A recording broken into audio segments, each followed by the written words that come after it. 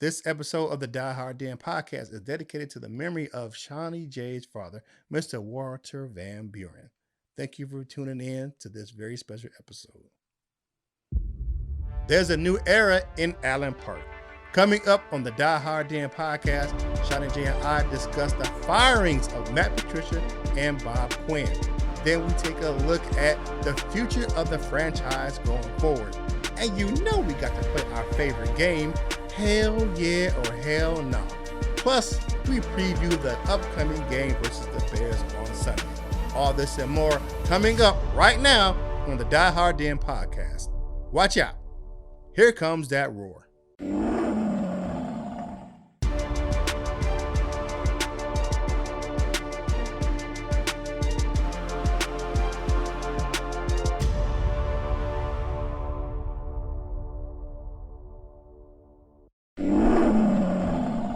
What up, though? This is Kurt Steele, and welcome to the Die Hard Den podcast. And as always, I'm with my man, Seany J. Hey, good people. Good to be back. It's been a couple of weeks. Last week was Thanksgiving, but good to be back. Yeah, it is good to be back. If you did not know, Seany J, at the beginning of the show, you saw the memorial picture. He lost his dad, passed away, and we gave him some time away to make sure he took care of that. So Seany J, from us right here, all the friends and family at the Die Hard Den podcast, and the friends and family at the Detroit Sports Alliance, because you know I'm part of that group over there, dude. We would like to still extend our condolences to you and your family, my man. Thank you so much. It means a lot to me. Thank you, Curtis. Hey, man. But it is time to do some good things, man, and talk about some good stuff. We got some things to catch up on, my brother, and you know how we do it this time. It is time to tell me something good. So right now, I'm going to tell you that something good that, and we'll get into it in depth later, is ding dong. They are finally gone. The Quinn Trisha era is over in Detroit. So, Seany J, you got some good news on a player. What you got, my man? Tell me something good. Well, DeAndre Swift, he's out of concussion protocol, but now he's battling some unnamed illness. Hopefully, kids have some tough luck, but they say he should be able to go hopefully on Sunday. He's out of protocol. Yeah. They kept him out of practice. He's had some tough luck lately, but he's a strong kid. Hope we can play on Sunday because people have been begging for him to play, get the ball more. As soon as we give him the ball more, this happens. So yeah, let's hope for good help for DeAndre Swift. Yeah, that's tough for him, man. You know, hey, thank you guys for tuning in to the Die Hard Den podcast. If you're watching on YouTube, hit the like button, hit the subscribe button, ring the notification bell so you know when you get fresh content from us right here on the Die Hard Den podcast. If you're watching on Facebook, like it, share it. Feel free to follow our Facebook page. Seany J, he kills it over there on our Facebook page, keeping you informed on what's going on with the Lions news. And if you're listening on your favorite podcast platforms, thanks for the download. We appreciate you giving us that business. If you have a Alexa-powered device from Amazon, just say, hey, Alexa, play the Die Hard Den on Apple Podcasts, and we will be right there. All right, so now we're going to do a little bit different this time, this show.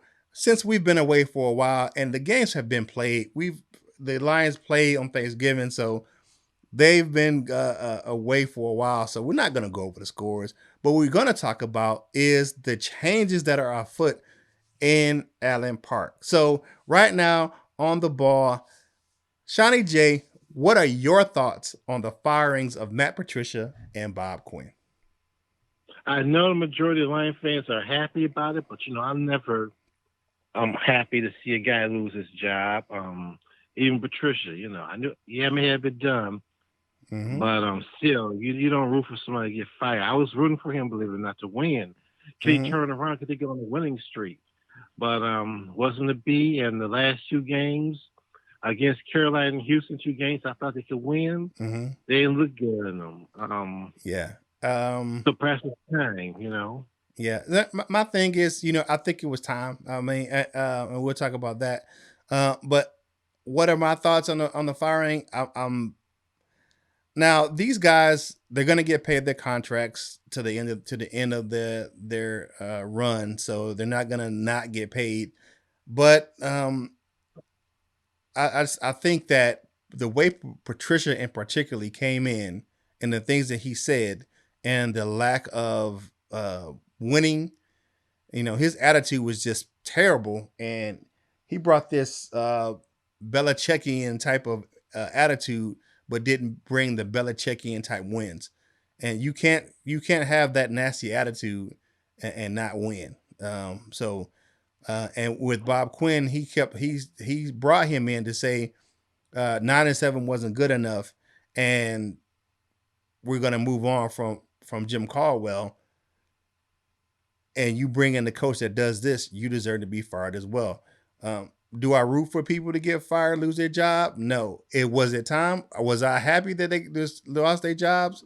Right now, to be honest with you, I think it was time for the team to move on. So, what do you think about Sheila Ford Hamp? Did she handle this firing correctly? Did she handle it right? Well, she handled as well as she could. Maybe people wanted to hear from us. People wanted her to fire them sooner. She Yeah. gave them every chance to turn, like I said, to turn around. But things, the Carolina game and the Houston game, where the team just got outplayed, manhandled by two teams with losing records. Yeah. Teams he should have beat, I thought they could have beat. You saw the picture to caption her of the Thanksgiving game, Yeah. Hand over holding her her face face. in her hand. Yes, Man. frustrated, embarrassed, Yeah. disgusted. So you knew that was a kiss of death. Yeah. And she's very competitive. You see her press conference. She said that Matt and Bob are good guys, but it wasn't an easy thing to do. But it's a Mm-hmm. business decision, Yeah. So Mm-hmm. yeah, so if she handled it right, there's really no. Well, I guess she did. She wasn't draconian and just had them thrown out the door and lock them out the facility and mail their belongings home. Anything Yeah. like that. That would be the wrong way to handle it. But she was as civil and as nice as she could be, a nice fireman, nice way. Uh-huh. Give them the chance to say their goodbyes, clean out their offices. It Mm-hmm. wasn't like she said, get out and never come back. She's going to pay them. Mm-hmm. It's never easy firing a person. It's never an easy thing to do for anybody, no matter Mm-hmm. what industry you're in. It's never an easy thing to do. At least they say that. Mm-hmm. They say it's one of the least enjoyable tasks. Mm-hmm. So nothing personal. It's business. Like I said, it's business. Yeah. And she gave me every opportunity to turn it around, even there was public pressure to get rid of him, even in the last year. Yeah. So she gave me every opportunity, man. So she handled it as best she could. She wrote up on Matt Patricia at his house and told him to get it right. She wrote up on the crib and was like, "Hey, bruh, you gotta get this thing right," and it just didn't happen. So um, now leading to that and how she handled it, do you think it was the right time? And this is your opinion. Was it the right time for Yeah. her to move on? I think so. And I read an Mm-hmm. article on Lions Wire. Mm-hmm. She said the guy suggested that she should give him the rest of the season.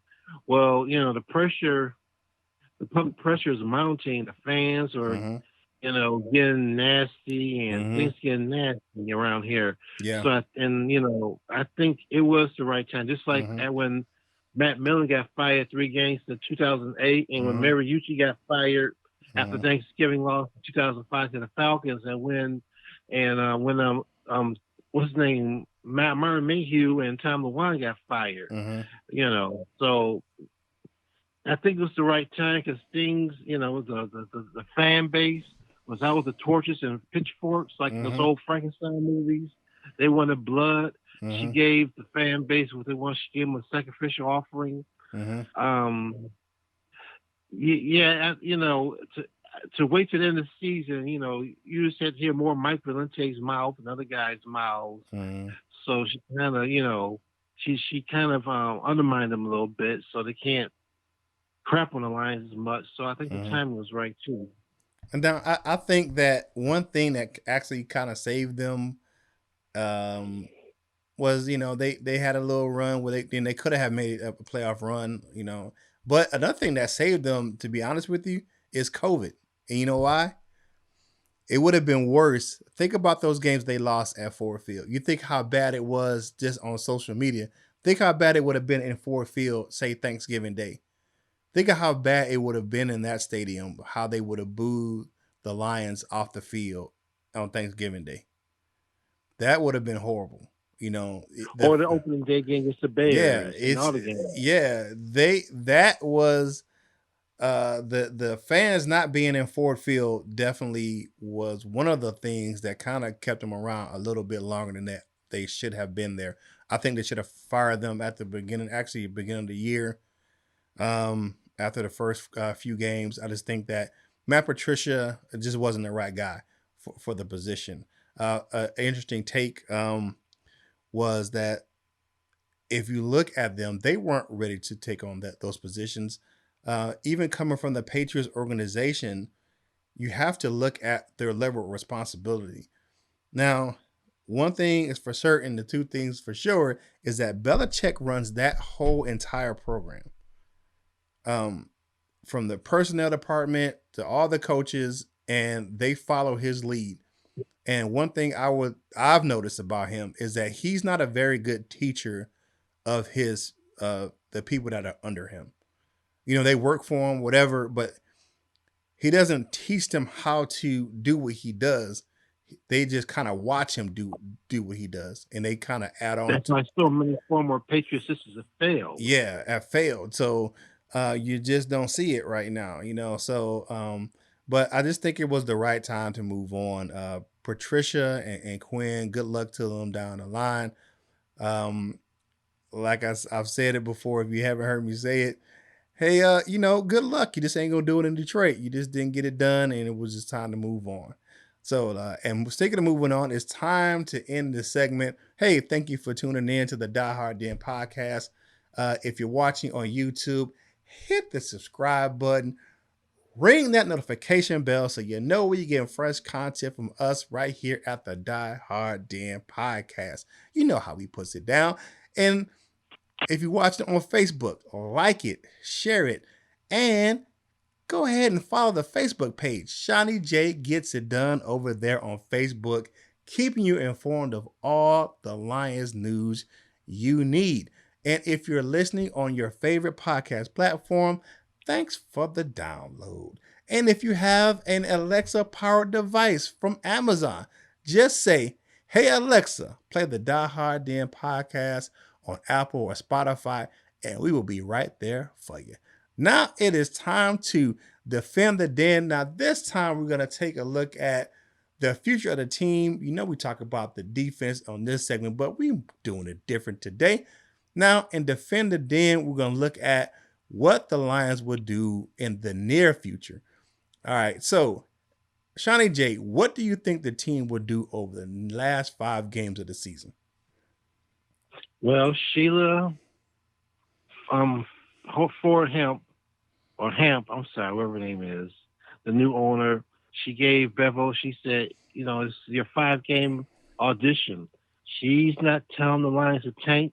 She wants them to go out and be competitive and win and try and get that last wild card spot, especially if they maybe extend the playoffs to 8 teams per conference. Mm-hmm. Go get it. I mean, this is so late. I hate tanking.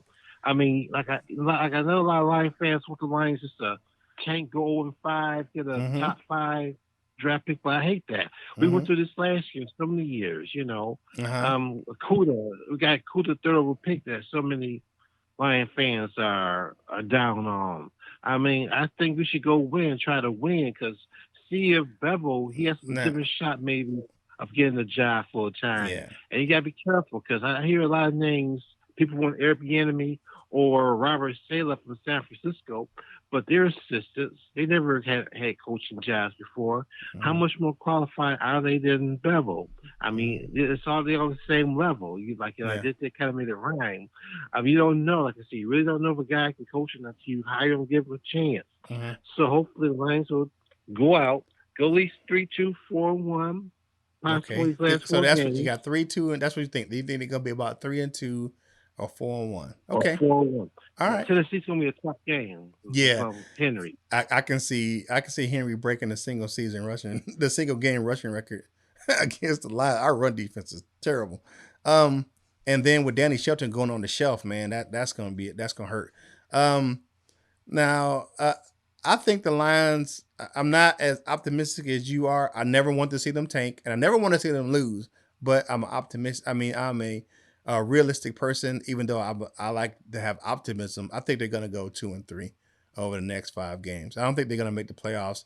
I think they're probably at the most, they will probably be um, 7-9, or excuse me, I'm not saying 7-9. The most they will be is 8-8, but and that's a winning 4 games. But I think that they won't win that. If it's 3-5, then they can be 7-9. 7-9. So I think that's what we probably end up being, right below 500 at the end of the season. Question for you: looking at the reports coming out of Allen Park, that the schemes going into Sunday are going to be different. You're going to have where they said Bevel has really picked up the pace on offense, and there's some noticeable changes on defensive side of the ball. Do you think that Matt Patricia was stifling Bevel and Unlin when they're play calling in the scheme of the defense and or in the offense? I'm sorry. There's some reports that he was, but we really don't know. Other than they both and Bell came out and said no, Patricia didn't hold him back. Who really knows? Like I said, as a coordinator, you may want to do one thing, but it's up to Patricia to get the go ahead. But now that Bevel is the head coach, he can call what he wants or answer anybody. And I'm sure he says, "Look, Corey Unlin, you defense all yours. I won't interfere. You're the defense coordinator for a reason. I'm gonna let you do your thing. I'm not going to interfere with defense. You got 100%. So this may work. I mean, we need some. Of course, you need the horses to make it work. The players, hopefully, get some players back. Hopefully, Trey Flowers be back. We need him. Hopefully, Everson Griffin can do his thing. And we got the younger Korak is back. So. But he's not going to play yet. Yeah. No, he's been activated. He's been activated from the injury reserve, so he has a chance to play. He has a chance to play on Sunday. But these are the horses we can get. I think that with the question about the stifling, I just think that Patricia has had his way in his system of how he wanted to do things. So, do I think it was a stifle? I won't say it was a complete stifle, but I think it was you had to do things kind of in his way in his system. If you know what I'm saying, like they probably may have some leeway to do some things, but as far, especially on the defensive side of the ball, it was one of those things where this is the system we're going to run. You can run you can call what you want to call, but you're going to call what's within this system. And bringing a defensive coordinator in, is a challenge for a defensive minded coach, even for an offensive minded coach bringing an offensive coordinator, unless they're going to run your system. Sometimes it works, sometimes it doesn't. In this system in Detroit, for Patricia to be a defensive minded coach and come being a defensive coordinator, the defense was terrible.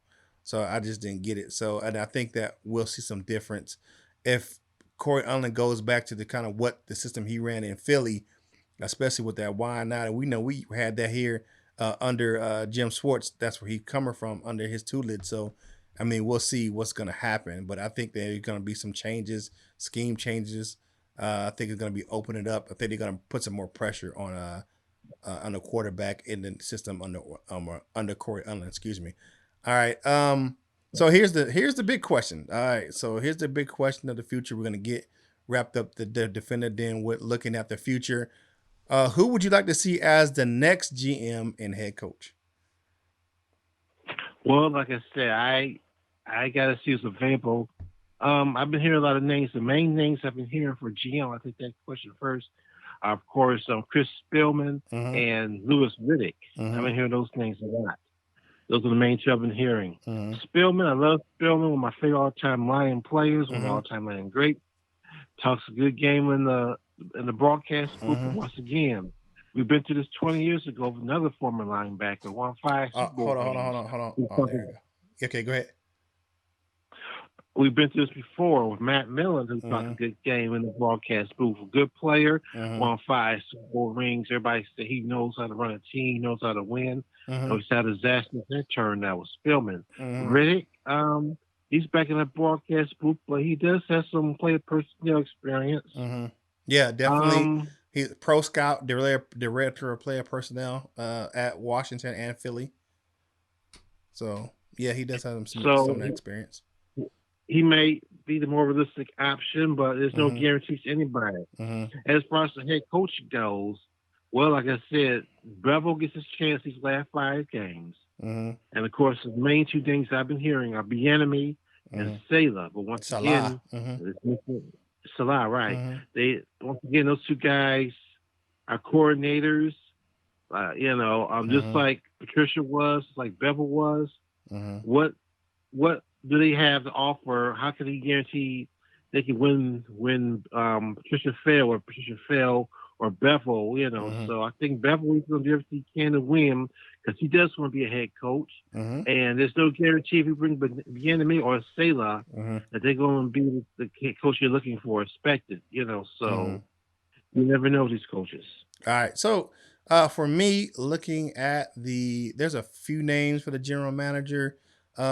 One thing that sticks out for me is Rick Smith, former GM of the Houston Texans. He has a really good resume. You look at who he brought in. He drafted J.J. Watt, Deshaun Watson, drafted Jadeveon Clowney, signed free agents like Arian Foster and AJ Bouye. So he has some cachet. He got pushed out by the regime in Houston in 2017 when his wife got sick. He had to take an extended leave of absence because he was the general manager and executive president of player personnel. And next thing you know, he tries to come back. They've made Bill O'Brien the GM, and he's kind of just got forced out. So I mean, this guy, he knows how to draft. He knows good talent. So I think that that may be one name. And then there's one guy that helped rebuild that not San Francisco. I'm sorry, the Indianapolis Colts, Ed Dodds, up in Indianapolis. He really helped rebuild that whole roster up there. And you look at the success they're having, and that's can be contributed to him. And he was also out in Seattle, and he helped build the Legion of Boom out there. So I mean, he helped one of the people that helped scout Russell Wilson. So he is a definite name. I think it may be tough to get him out of Indianapolis just because he likes the culture there. Jim Irsay treats him well, even though he's the assistant general manager. He has a lot of responsibility on that team, and he's one of the guys that really shy away from the spotlight. So I think he likes being behind the scenes as an assistant GM. So it may be hard to get him out of Indianapolis. If you look at the head coaching, you're right. Robert Saleh is a interesting name, and I'd say that for a couple of different reasons. One, he's from Dearborn. He grew up 2 miles from Allen Park, from the facility. Grew up 2 miles from it. So he's a homegrown talent. Went to Michigan State for his grad. Got a master's degree. He actually was a defensive assistant at Michigan State. He was a defensive assistant at University of Georgia and Central Michigan as well. If you look at his resume in the pros, made his way up, kind of worked his way up from a coaching intern to a quality control defensive on the defense to a assistant linebackers coach to a linebackers coach to the defensive coordinator now at San Francisco. But he has a following. He has a really a local feel to him, and he may be able to kind of bring back that black and blue kind of workhorse type of feel to Detroit and really rebuild that defense. And he gets a good offensive coordinator. He really can really turn the franchise around as far as the mentality of the defense. Because you look at that defense, he runs out there in San Francisco. they're playing well and they're down a lot of good key personnel. So that's just one name. I like the Roberts a lot. Eric Bieniemy is another like you said, is an interesting choice for a head coach because he with the offensive mind. I don't think that it has to be a brand new, fresh out the box coach, but sometimes that does help to revitalize an organization and team, some fresh blood. Sometimes retreads don't work, and you need a fresh GM and head coach in at the helm. So whatever it is, I hope that Sheila Ford Hamp and Rod Wood makes educated decisions, and I hope to God they get an outside agency and don't rely on the NFL because the NFL is the ones that recommended Bob Quinn, and then that's how you got Matt Patricia.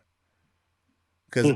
I think Bob Quinn he gave Jim Caldwell a courtesy that 1 year he kept him on. I think that it was his plan the whole time to bring in Matt Patricia.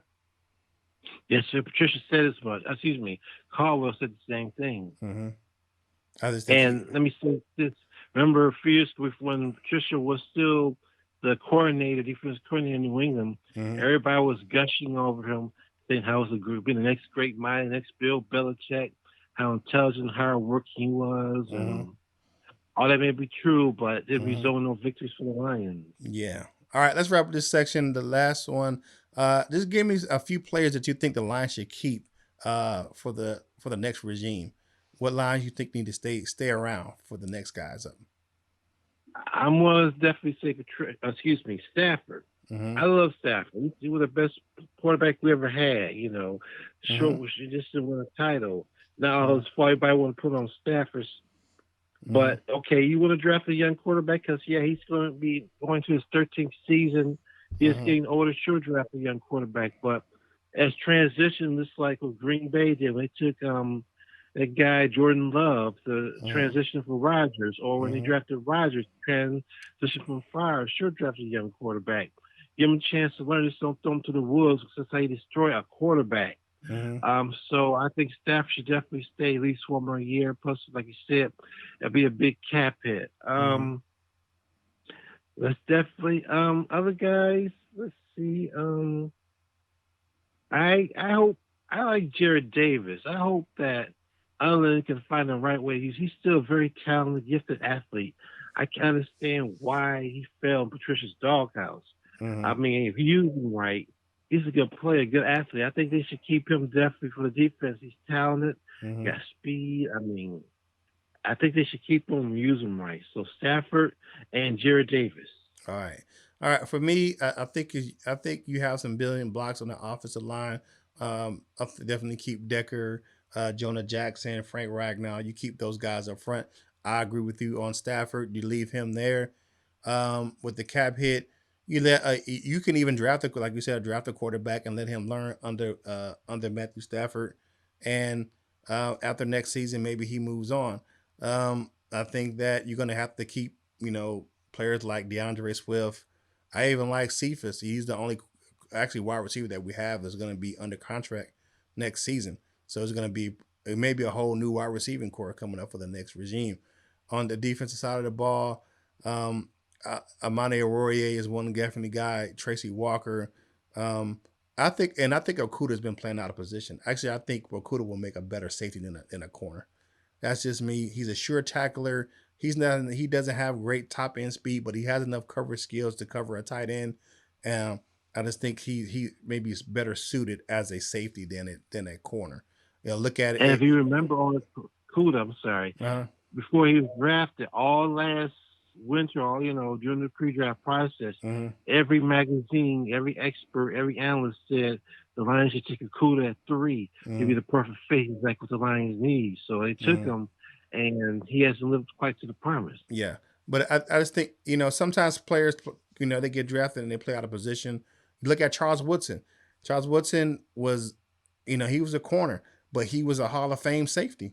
If you look at his career, his best careers in the NFL were at safety, and I think that may be the thing with Jeff Okuda as well. So that wraps up Defend the Den. We appreciate you checking us out right here at the Die Hard Den podcast. Thank you for tuning in. We appreciate it. If you're watching on YouTube, if you hadn't subscribed to the channel already, click the subscribe button and ring that notification bell so you know when you get fresh content from us right here at the Die Hard Den podcast. If you're watching on Facebook, like the video, share it with your friends.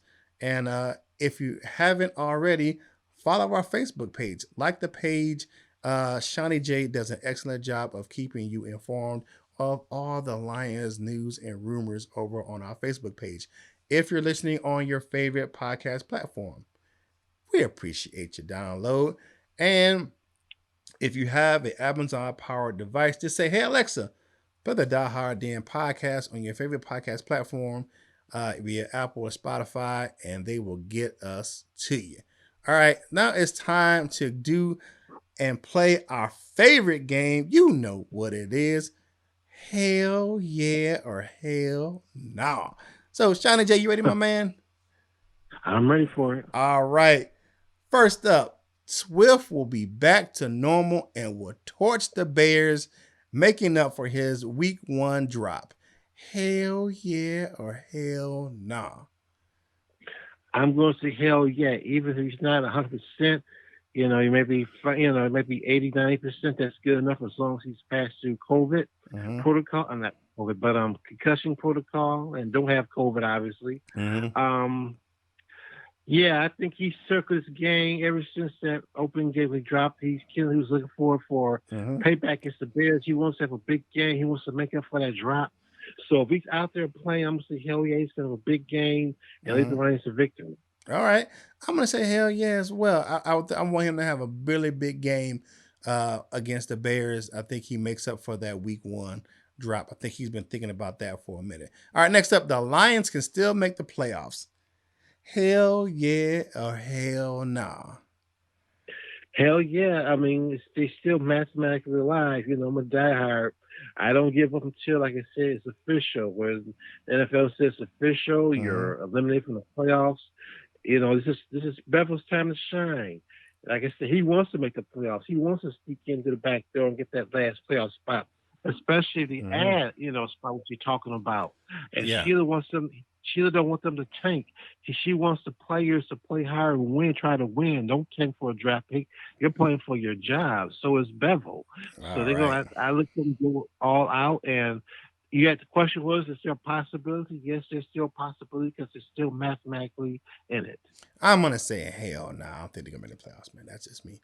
All right. Junior Quar will have a sack in his return on Sunday, playing next to Big Brother, playing around on that line with his big brother. He's going to have a sack, bringing some fame to that Okwara name. Do you think he will have a sack? Hell yeah or hell no? Nah? Well, first of all, he's even guaranteed to play, And if he's going to play, if he's active to play, I'm going to say yeah, because once again, he's had a rough year, some injuries. He had an injury last year in college. He is happy to be on the football field. He's come close when he did play, but I think if he plays Sunday, I think he will get that first career sack. Okay. That's what's up. I think he would get a sack as well. I think that the other guys on the other end can definitely push him, and he get that bend. He can get a sack. He's a very wiry guy. He can got a good bend to him for a defensive end. All right, keeping Rod Wood was the right thing to do. Hell yeah or hell nah? Well, Wood, a lot of people say, why was he fired? But he's just basically a glorified accountant for the Lions. He doesn't do anything, has anything to do with the day-to-day operations and player personnel decisions and hiring coaches. So, keep in mind, like I say, it's basically their bookkeeper, their accountant. He had nothing to do with how the team is run. So, hell yeah, I guess I can say, because he wasn't brought in to run the team operations, football operations. So hell yeah, it's a good move. I think Rod Wood has done some good things for the Lions organization. If they look at the upgrades at Ford Field, and I think he's done some good things, good positive things. You look at the Lions were the epitome of the COVID for their COVID program at Allen Park. So and they were like the first teams to get. They were the first team to get certified by the NFL for their COVID program. So I think keeping Rod Wood around for right now was the right idea. All right, next up, Mitchell Trubisky will tame the Lions again on Sunday. Hell yeah or hell nah. Hell no, because the Lions are tired of this guy, especially the last time. That's where he beat them. You know, when the Lions lost their cornerbacks, they did play Tony McGee or what's his name? That guy, you know, like what's his uh, name? Is that Tony McGee? Tony McRae, that he's McCray, yeah, the special teams guy. Who's out for yeah, the season. So, uh, yeah. yeah, So yeah, we want revenge on Trubisky because they're sick of this guy, and I think they're gonna go out. They want to kill him. They want Cora, like I said. Julian's gonna sack him, mm-hmm. get a couple picks. I think the Lions they want blood. All So right, all right. Lastly and not leastly, the Lions will have a down year in 2021. Hell yeah or hell nah. too early to tell, guys. Like I said, see how they finish out this year, Mm-hmm. and what kind of who's gonna be the coach, and what kind of players they're gonna have. So it's a Mm-hmm. little too early to tell for that, my brother. 2021. Of course, I hope they're up, but it's too early to tell. I think I think it's going to be a down. I think with the regime change is usually a little not out the gate. I think it was a rare feat with Jim Caldwell, who came in and had a good winning season his first year in the league. It's just I think it's with the way that and I say this with for the reason is that you look at how the roster is built right now. I think it's going to be a complete rebuild, and I think there's going to be some lot of players, especially a lot of former Patriots, are going to be moving out of town. So I think it's going to be a complete, almost complete rebuild in Detroit.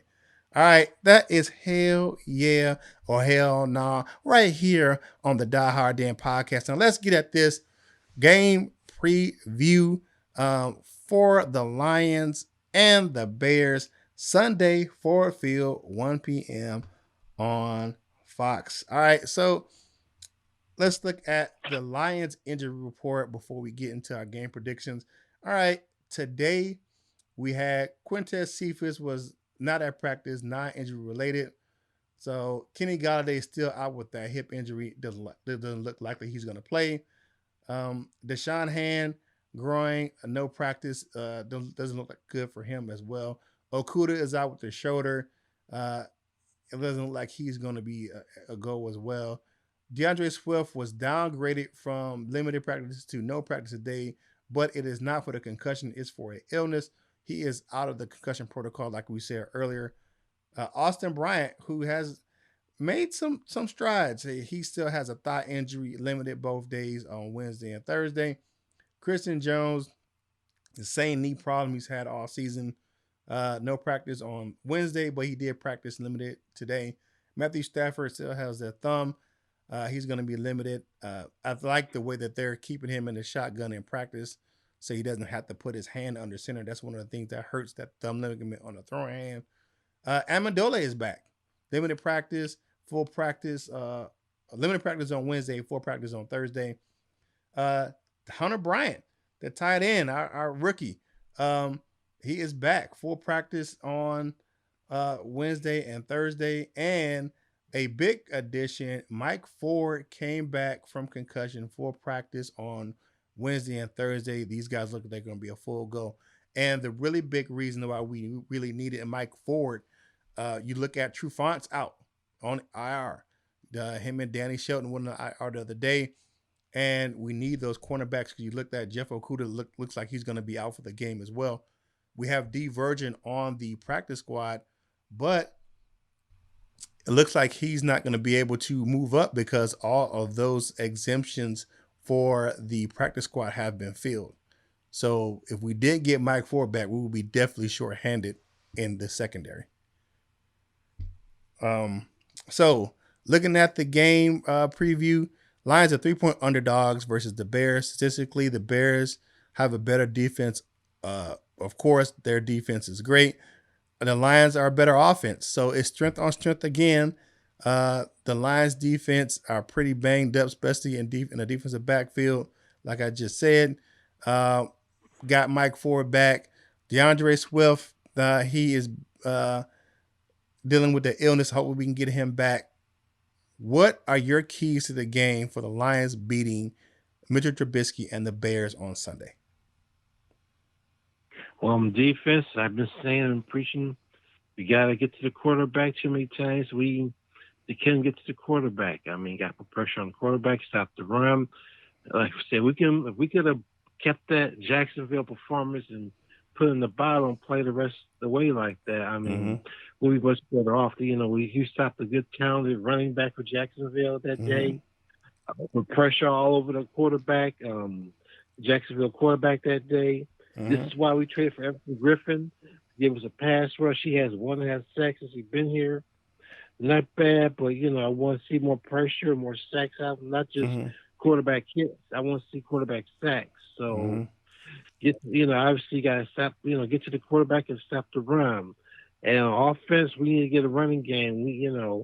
Hopefully Swift come back here and use that running game we've been hungry for and craving for so long.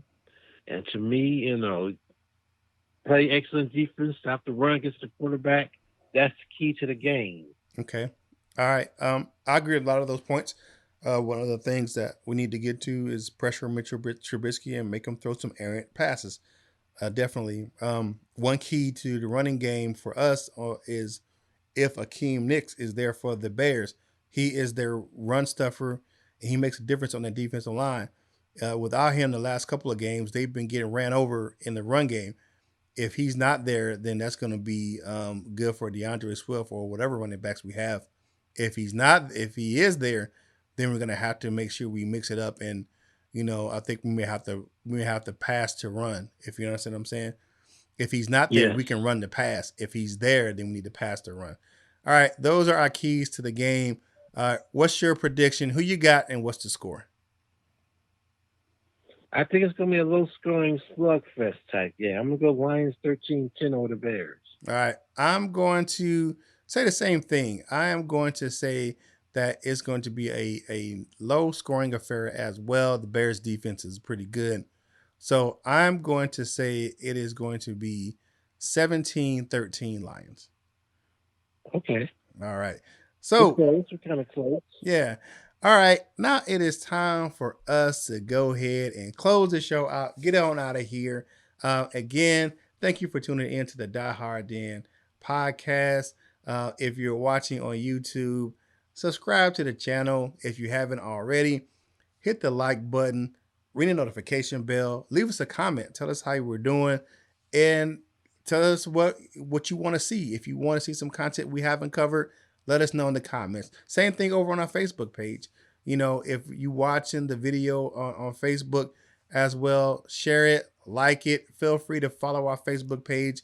Seany J does his thing over there, keeping you informed of all the Lions news and rumors. If you're listening on your favorite podcast platform, thank you again for the download. And if you have a Amazon-powered device with Alexa, just say, "Hey, Alexa, play the Die Hard Den podcast on Apple Podcasts or Spotify or Google Podcasts," and we'll be right there for you. Seany J, tell the people how they can find you on social media. I'm mainly on Facebook. You can find me, Sean Jennings. I'm there on Facebook. I hope you visit our Die Hard Den page. I do keep it well stocked with information. It's a public page. Easy to find. Also, I'm the head administrator for the Truest Detroit Lions fan group. If you send me a message, I'll be happy to add you. I'll keep both pages well versed. All right. So you can find the Die Hard Den podcast at Die Hard Den Pod 1 over on Twitter. On Instagram is at die_hard_den_podcast. You can find us on Facebook, facebook.com/Die Hard Den podcast. It's a public page, and you can find our content right over there. You can find me, your man Kurt Steele, over on Twitter and Instagram at Curtis Steele 14. That's CurtisSteele14. Hey, it has been a pleasure to be back with you all on the show today. We've been missing you all, but my man Seany J You had to deal with some hard things, and I understand. And um, this show, if we do, to reiterate, is dedicated to the memory of Sean's father, Mr. Walter Van Buren. Sir, rest in peace. Your young man is doing big things down here on Earth. So, um, any final thoughts for the people out there, Shawnee J? Well, people, surprisingly, maybe not surprisingly, this COVID stuff is supposed to be on the rise. Oh, it I don't is. know why, but yeah, stay safe. And we want to lick this thing. Mm-hmm. Hopefully, for the benefit of people who need there be a vaccine to come out. I want you guys, we want this to decline, not rise. So please take care of yourselves. Follow the government's instructions to stay safe. Social distance, don't get into big groups. This holiday season, with Christmas, we past Thanksgiving and Christmas and New Year's coming up. But we're still, we haven't licked this disease yet. But people, I just want you all to be safe out there. All right. I have to agree with my man, Shawnee J. Please stay safe out there. Hey, you know how we do it right here at the Die Hard Den podcast. We are always thinking about you, and we appreciate you tuning in to the program. Stay safe out there. Wear a mask, watch your hands, social distance, and you know what you got to do for your boy Kurt Steele. Whatever you do in life, you got to boss up, ball out, and be the best version of you that you can be. For my man Shawnee J, this is Kurt Steele of the Die Hard Den podcast, and we are